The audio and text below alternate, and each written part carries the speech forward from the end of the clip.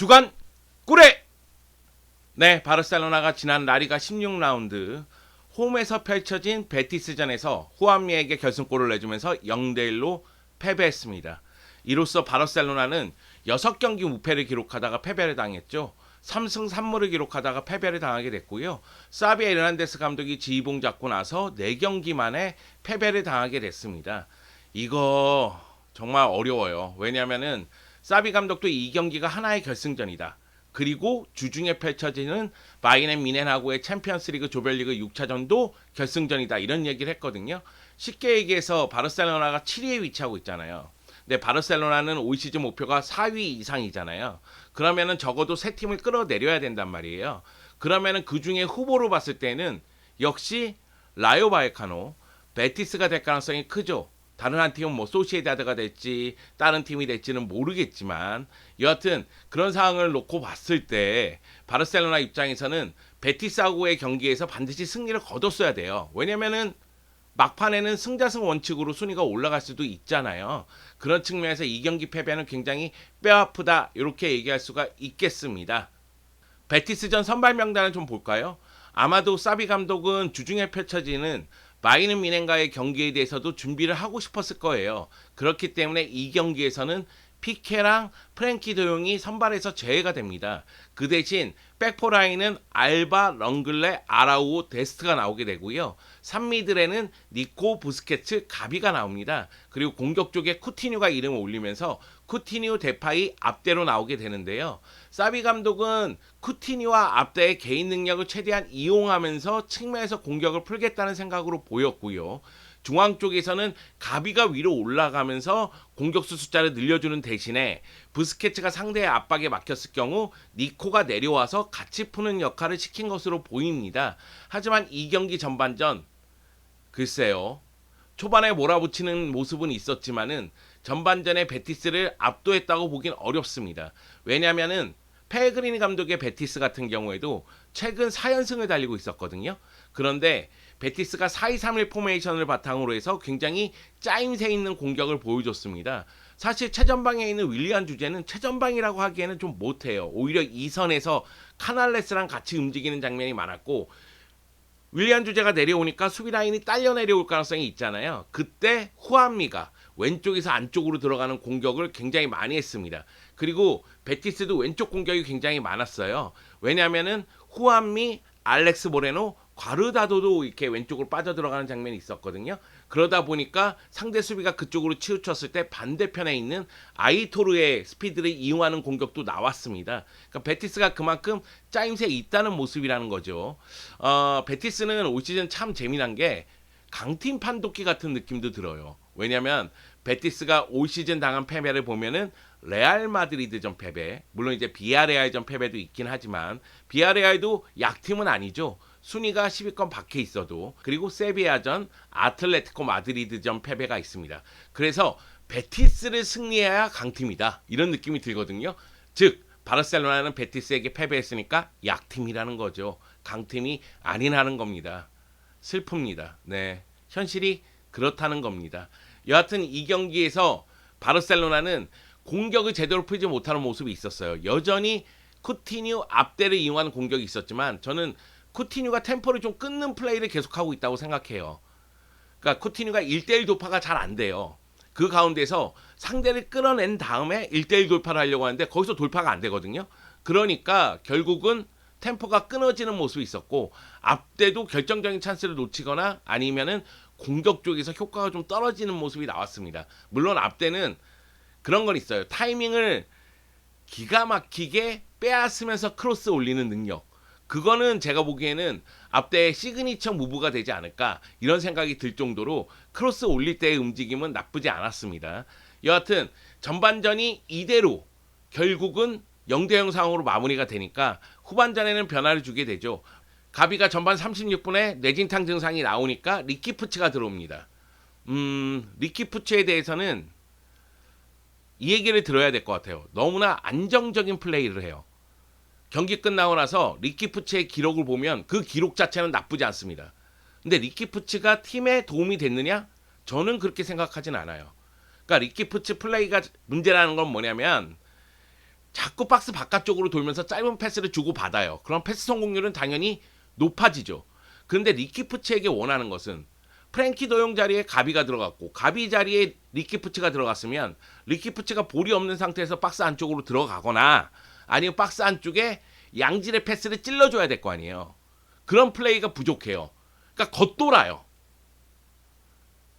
그럼 리키프치의 장점은 뭐냐? 그러니까 이 선수가 저 위치에서 뛰었을 때 장점이 뭐가 되느냐? 물론 리키프치 열심히 뜁니다. 근데 열심히 뛰긴 하는데 수비력이 뛰어나다고 볼 수도 어렵다. 그러면은 모험적이고 효과적인 패스를 찔러주지도 못한다. 그러면 리키프치를 그 자리에 쓸 이유가 점점 떨어지는 거예요. 경기 후에 리키프치의 인터뷰 보면 리키프치 스스로는 만족한 듯한 인터뷰를 하는데 이게 만족해서는 안 돼요. 그러니까 리키프치가 욕심을 내는 게 골 욕심을 내는 게 아니라 양질의 패스를 계속 줄 생각을 해야 되고 박스 안쪽으로 들어갈 생각을 계속 해야 됩니다. 제가 그 얘기 했잖아요. 바르셀로나 미드필더들 온도볼 상황에 강하다. 가비도 그렇고 페드리는 말할 거 없고 니코도 그렇습니다. 그런데 오프더볼 상황에서 박스 안쪽으로 효과적으로 침투하는 그런 모습은 프랭키 더용 외에는 거의 없는 거 아니냐. 너무 눈에 보이는 원투 패스로 들어가는 게 아니라 이쪽에서 패스가 돌고 있을 때 순간적으로 박스 안쪽으로 들어가는, 그래서 수비수들이 예측하지 못하는 무브를 보여주는 선수는 프랭키 더용밖에 없지 않느냐 이런 얘기를 했는데 리키프치는 그런 움직임에서 가비나 니코보다 더 떨어져요. 이게 리키프치의 문제거든요. 거기다 리키프치가 짧은 패스를 선호하다 보니까 동선이 계속 겹쳐요. 물론 리키프치가 패스를 주고 받고 다른 선수하고 주고 받고 하면서 동선을 움직이는 건 좋아요. 그런데 자신에게 압박이 들어왔을 때 근거리에 있는 부스케츠에게 내주면 이건 시한폭탄을 부스케츠에게 넘기는 거예요. 왜? 가까운 거리에 있는 선수에게 패스하면은 나에게 압박하는 선수가 그 선수에게 압박이 들어갈 거 아니에요. 그래서 리키프치는 제가 생각하기에는 경기를 푸는 방식 자체의 변화를 좀 줘야 돼요.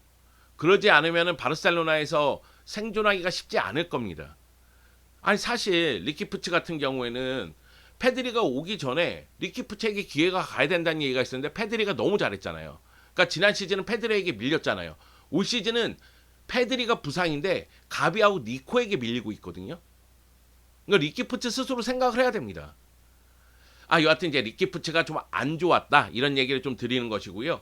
그리고 후반전 들어서 분위기를 바꾸기 위해서 사비 감독이 쿠티뉴를 빼고 덴벨레를 투입하고 그러면서 덴벨레가 오른쪽으로 가고 오른쪽에서 뛰던 앞대가 왼쪽으로 옵니다. 그리고 니코를 빼고 프랭키 도용을 빼요. 프랭키 도용이 들어가니까 공격이 돌기 시작해요. 제가 니코의 장점이 은근히 온더볼 상황에 강하다. 볼을 끌고 올라오는 힘에 강하다. 이런 얘기를 했잖아요. 물론 이 경기에서 저는 니코를 비판하고 싶은 생각은 없어요. 왜냐하면은 니코는 전반전에 6.1km를 뛰었나? 앞쪽으로 나가서 압박을 계속 해줘요. 그러다 보니까 카드도 받고 반칙도 많이 기록하는 모습이 나오긴 했지만 니코도 약간의 휴식은 필요하지 않을까.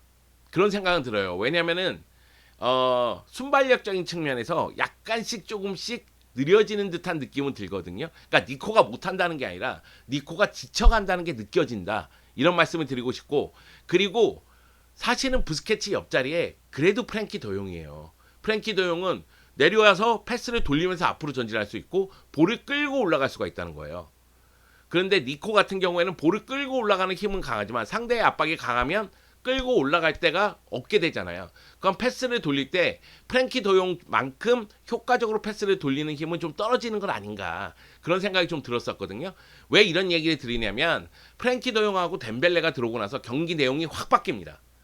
사실 전반전 그리고 후반 초반까지 바르셀로나는 베티스의 역습과 압박에 고전했던 경기예요. 하지만은 덴벨레하고 프랭키 도용이 들어오면서 경기를 완전히 주도합니다. 덴벨레 같은 경우에는 후반전에 출전했음에도 불구하고 계속해서 슈팅을 하는 모습이 나왔어요. 물론 슈팅의 정확도가 조금씩 아쉬웠죠. 그래서 골을 기록하지 못했지만 덴벨레가 들어옴으로 인해서 측면에서의 스피드 그리고 박스 안쪽에서의 다양함이 생겨요.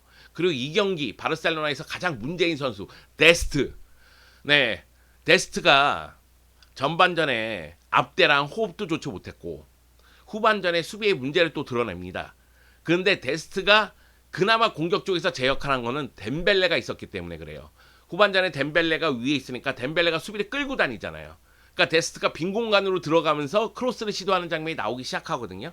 그러니까 이 장면을 봤을 때는 역시 덴벨레가 있어야 된다. 빨리 재계약해야 되겠다. 그런 생각이 좀 들더라고요. 물론 지금 재계약 사항이 그렇게 녹록지는 않습니다. 뭐 라포르타 회장 같은 경우에는 음바페보다 덴벨레가 더 뛰어나다. 막 립서비스하고 있고요. 사비 감독 같은 경우에도 덴벨레는 자신의 계획 안에 있는 선수다. 내 계획에서 중요한 선수다. 이렇게 하면서 덴벨레에게 무게감을 실어주는 그런 모습이 나왔는데 재계약 여부는 지켜봐야 됩니다. 여하튼 덴벨레가 들어와서 분위기를 바꾸긴 했는데 이 상황에서 베티스의 페그린 감독이 선수 교체를 기가 막히게 하죠. 네, 71분에 카르발리오를 투입하면서 결국은 후안미를 제로톱으로 사용하기 시작합니다.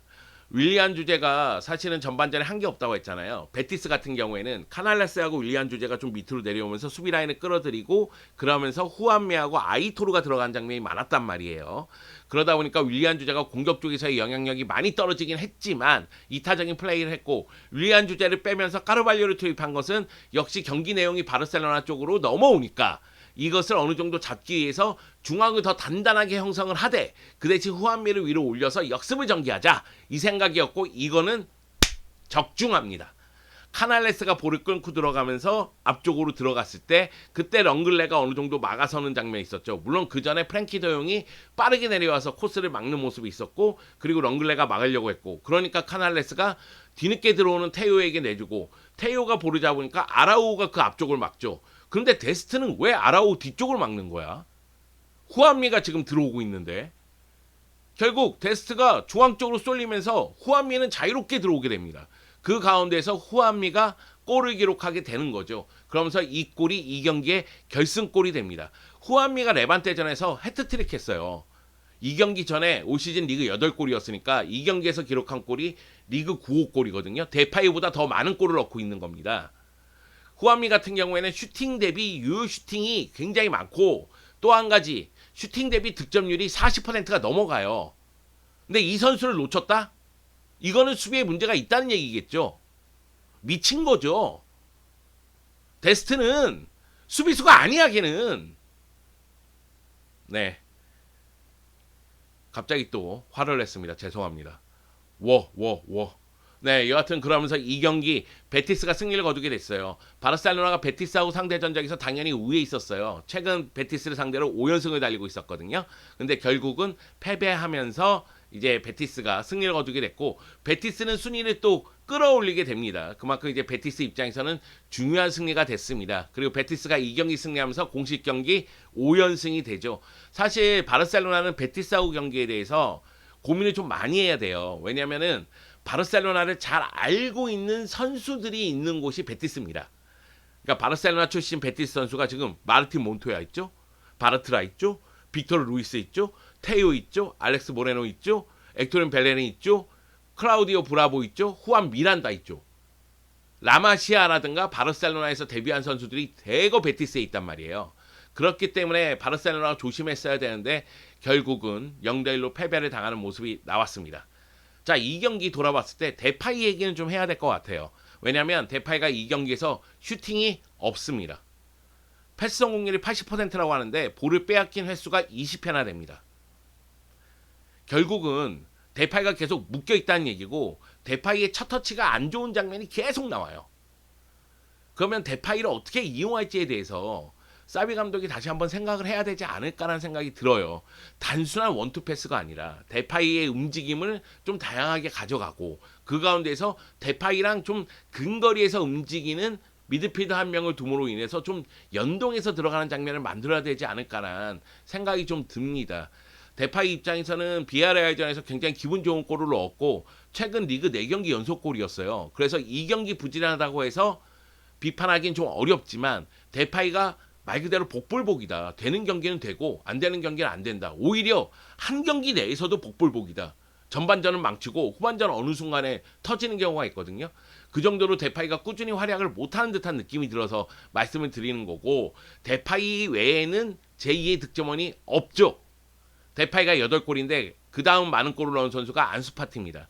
안수파티 같은 경우에는 지금 바이넨 미넨전 출전한다 출전하지 못한다 얘기가 많은데 전체적인 인터뷰라든가 아니면 상황을 봤을 때는 출전하지 못할 가능성이 커요. 근데 안수 파티가 없다면 데파이가 그만큼 공격 쪽에서 득점 의존도가 높아지기 때문에 해결을 해줘야 됩니다. 이것이 좀 데파이에게는 좀 미안한 얘기지만은 어쩔 수가 없다. 지금 상황에서는 진짜 어쩔 수가 없어. 배째 어쩔 수 없어. 네가 해줘야 돼. 네가 해.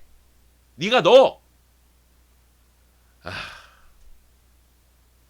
자, 이런 얘기를 좀 해볼게요. 바르셀로나의 득점력에 대한 이야기요. 공식 경기 20경기에서 넣은 골이 25골밖에 안 돼요. 20경기에서 25골? 이게 나쁜 기록이라고 얘기하기는 어렵지만 바르셀로나의 지난 10년을 돌아봤을 때, 아니 하물며 지난 시즌만 돌아봤을 때 지난 시즌 20경기에서 44골을 넣었습니다. 메시하고 그리즈만이 떠나서 이렇게 득점력이 떨어진 거 맞습니다. 하지만은 어떻게 해서든 공격 쪽에서 득점 패턴을 만들어내야 된다는 거죠. 이 얘기는 쿠만 감독 때부터 제가 주구장창 얘기하는 거예요. 공격 패턴이 부족하다. 세부적인 전술이 없다. 정밀한 모습이 안 나온다. 계속 얘기하고 있지 않습니까?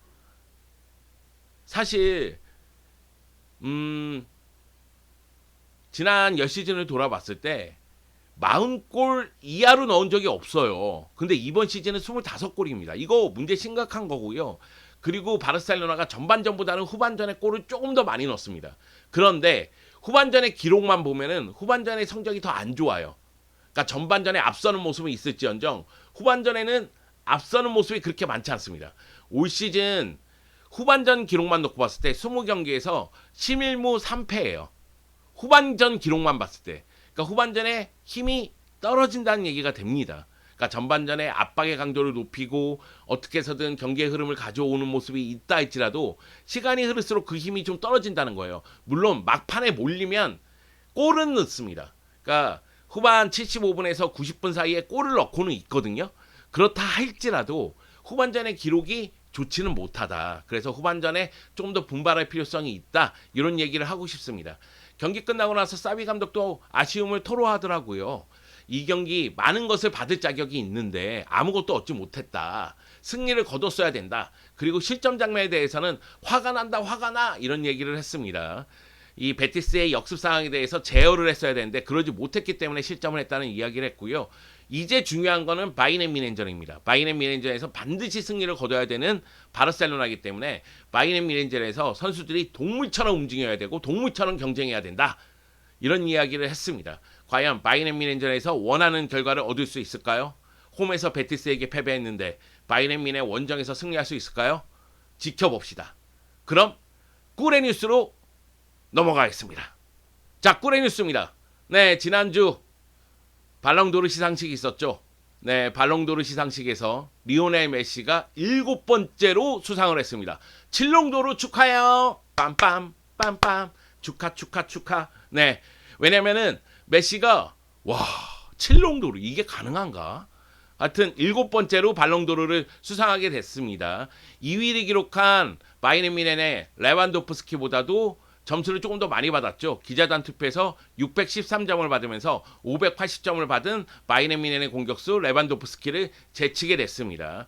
무려 7번째 수상인데요. 2009년부터 2012년까지 그리고 2015년, 2019년, 2021년 야, 메시는 역사를 새로 썼습니다. 물론 메시는 지금 이 순간 바르셀로나 선수가 아니라 파리 생제르맹 선수입니다. 참고로 호날두는 발롱도르 5회 수상을 했으니까 격차를 좀 벌려놨다. 이렇게 볼 수가 있겠고요. 하지만 바르셀로나 선수들도 상을 많이 탔습니다. 21세 이하 최우수 선수에게 주는 코파상은 바로 페드리가 수상을 했습니다. 받아야지. 받아야 됩니다. 페드리 개고생하지 않았습니까? 지난 시즌 바르셀로나에서 정말 많은 경기를 소화했고 스페인 대표팀으로 유로 2020 참가했고 그리고 스페인 23세 이하 대표팀으로 결국은 올림픽까지 참가를 했으니까 받아야지. 그렇게 혹사를 당했기 때문에 올 시즌 부상이 이어지고 있잖아. 상이라도 줘야지.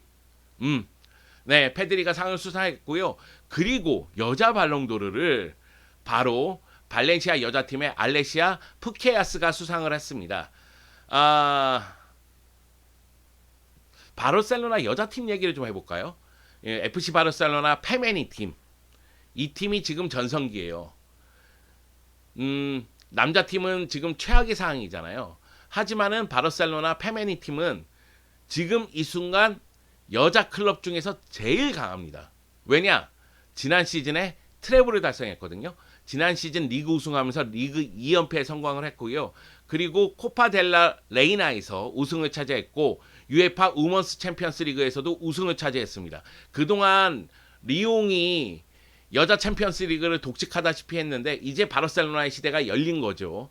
그 중심에 바로 이 알레시아 푸케아스가 있었습니다. 알레시아 푸케아스가 지난 시즌 공식 경기에서 총 26골을 넣었더라고요. 그래서 대단한 활약을 펼쳤구나. 리그에서 18골이었습니다. 그 정도로 뭐 대단한 선수다 이렇게 얘기할 수가 있겠고요. 그래서 그 바르셀로나 페미니팀 경기가 치러지기 전에 그게 12월 4일이었나? 빌바오전이었는데 그때도 바로 이제 경기 전에 축하 행사가 있었고요. 그리고 베티스전 치러지기 전에도 네, 바로 페드리하고 알레시아 푸케아스를 축하하는 행사가 있었습니다. 알레시아 푸케아스는 바르셀로나 여자팀 역사상 처음으로 발롱도르를 수상한 거예요. 당연히 기립박수를 받을 만합니다. 자, 두 번째 소식으로 넘어가도록 하겠습니다. 드디어 의료진이 대거 교체가 완벽하게 이루어졌습니다.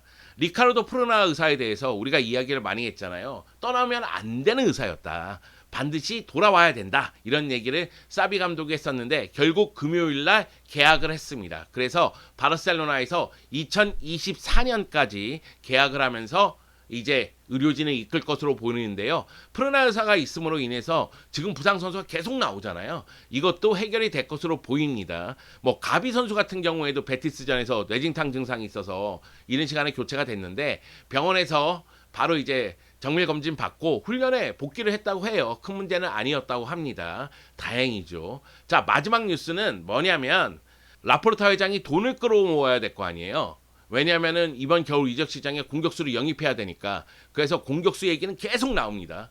카바니, 마샬, 페란 토레스, 스털링, 다니 올모, 아데엠이 계속해서 이야기가 나오고 있고 아마도 페란 토레스를 제 1순위로 두고 있는 것 같긴 한데 아데에미도 4천만 유로 정도를 지를 예정이다. 뭐 이런 얘기까지 나올 정도니까 물론 이 기사들을 다 믿을 수는 없습니다. 믿지 못해. 믿을 수는 없어. 그런데 그럼에도 불구하고 돈이 필요한 건 분명한 사실이잖아요. 그래서 깜누의 명칭권을 이제 판매한다고 얘기해야 되나? 대여를 해야 된다고 얘기를 해야 되나? 그러니까 이제 깜누의 명칭권에 대해서 최소 5개의 제안을 받았대요. 그래서 바르셀로나는 요 제안 중에서 괜찮은 제안을 하나 선택을 해서 깜누의 명칭권을 이제 대여를 한다고 봐야 되겠죠. 연간 3천만에서 4천만 유로 사이의 금액을 받는다고 합니다. 바르셀로나 팬들, 꿀애들 입장에서는 굉장히 자존심이 상하는 일이죠. 깜누의 이름은 깜누인데 그것이 이제 기업명으로 바뀌게 될 테니 그런 부분에 대해서는 굉장히 가슴이 아플 것으로 보입니다. 근데 라포르타 회장이 처음에 회장 맡았을 때 스폰서명을 유니폼에 달았었잖아요. 그때도 반발은 굉장히 심했습니다만 그러면서 지금은 뭐 당연히 이제 스폰서명을 달고 있는 상황이 됐는데 바르셀로나 입장에서는 전통이 하나 두 개씩 없어진다는 측면에서는 아쉬움이 될 수도 있고 다른 측면 어쩌면은 자본주의 사회에서 그것도 지금 재정이 굉장히 어려운 상황에서 무언가 돈을 끌어다 쓸 수 있는 요인이 있다. 요소가 있다. 이렇게 본다면 다행스러운 일일 수도 있습니다. 과연 어떤 기업에게 명칭권을 이제 넘길지 좀 지켜봐야 되겠습니다. 계약 기간도 좀 지켜봐야 되겠고요. 자, 여하튼 바르셀로나가 베티스전 패배를 했고 주중에 바이에른 뮌헨과 대결을 펼칩니다. 바이에른 뮌헨 경기 끝나고 나서는 극대노하지 않을까라는 생각이 드는데 지금 상황에서 뭘 바라겠습니까? 제가 행복 회로를 너무 돌린다고 여러분이 뭐라고 하는데 행복 회로가 멈춰졌어. 여기서 더 돌릴 수가 없어. 네, 바이에른 뮌헨전 끝나야지만 그 다음부터 어느 정도 돌려야 될 것 같습니다. 올 시즌 기대감은 사라지고 희망은 낮아지고 있습니다. 그래도 버텨야 됩니다. 네, 우리 다 같이 바르셀로나를 보면서 악뮤의 낙하라는 노래를 들읍시다. 같이 떨어지자고!